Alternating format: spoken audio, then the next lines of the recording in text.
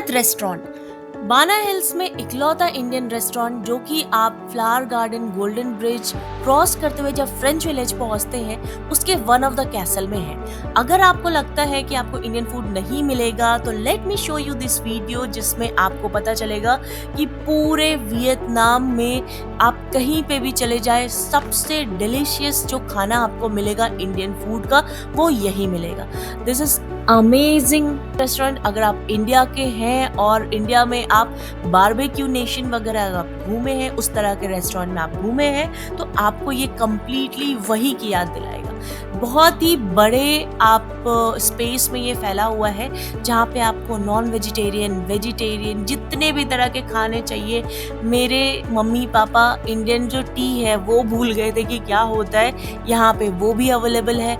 हर तरह का आपको स्वीट डिश जो होता है वो अवेलेबल है एंड वेराइटीज ज़बरदस्त। नॉन वेज में आप जाओगे तो फिश, आपको मटन, चिकन, चिकन 65 जितने भी तरह के जो आप यहाँ पे स्टार्टर्स में जो आप खाते हैं वो भी अवेलेबल है। मेन कोर्स अवेलेबल है। वेजिटेरियंस के लिए भी सारी चीज़ें अवेलेबल है और जो यहाँ का स्वाद है ये बिल्कुल वैसा ही स्वाद है जैसा हमें भारत में मिलता है।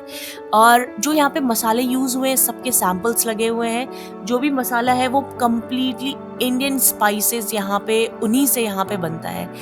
इवन जो यहाँ पे सैलेड है वो भी कम्प्लीटली इंडियन सैलेड है, जैसे कि अनियन, हरी मिर्च, लेमन, सॉल्ट सारी चीज़ें अवेलेबल है, काली मिर्च और पिज़्ज़ा वगैरह भी अवेलेबल है। अगर आपको आपके बच्चों को पिज़्ज़ा पसंद है तो यहाँ का पिज़्ज़ा बहुत ही अप है एंड मोस्ट इम्पॉर्टेंट वेज है। मैं रिकमेंड करूंगी कि बाना हिल्स आप आते हो 3 चीज़ों को घूमने के लिए आप सोच के आते हो। मैं तो बोलूँगी this is the 4th place जो आपके लिस्ट में होना चाहिए बाना हिल्स में आने के बाद, क्योंकि अगर बहुत दिनों से आप खाना सर्च कर रहे हो, अच्छा खाना नहीं मिल रहा है या आप वैसा आप इंडिया के खाने को मिस कर रहे हो तो ये वो जगह है जहाँ पे आके आपकी ये तलाश खत्म हो जाएगी।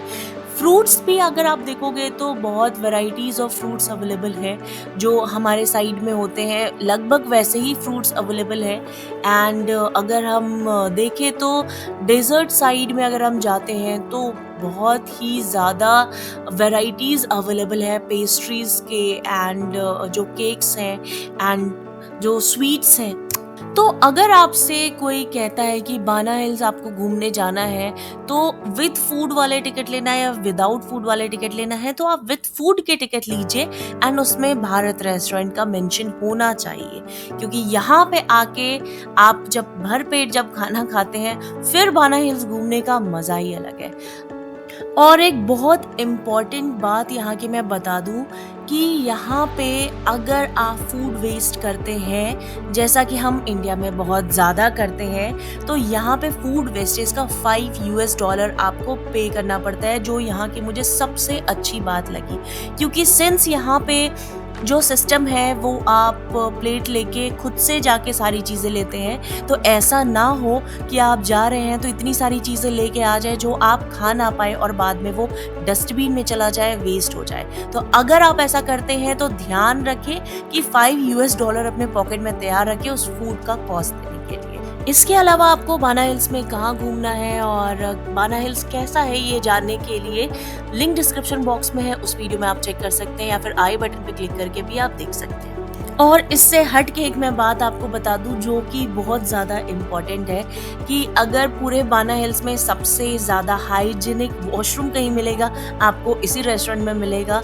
और जो गाने यहाँ पे बज रहे होंगे वो इंडियन गाने बज रहे होंगे, हिंदी में गाने बज रहे होंगे एंड वॉशरूम इज़ लाइक जो हमारे मॉल में अवेलेबल होता है वैसा ही क्लीननेस, सारी चीज़ें वैसे ही कम्प्लीटली इंडियन स्टाइल में। तो आई होप मेरा वीडियो आपको पसंद आया हो। वीडियो पसंद आया तो प्लीज़ वीडियो को लाइक करिएगा, चैनल को सब्सक्राइब करिएगा। Thank you so much, have a nice day.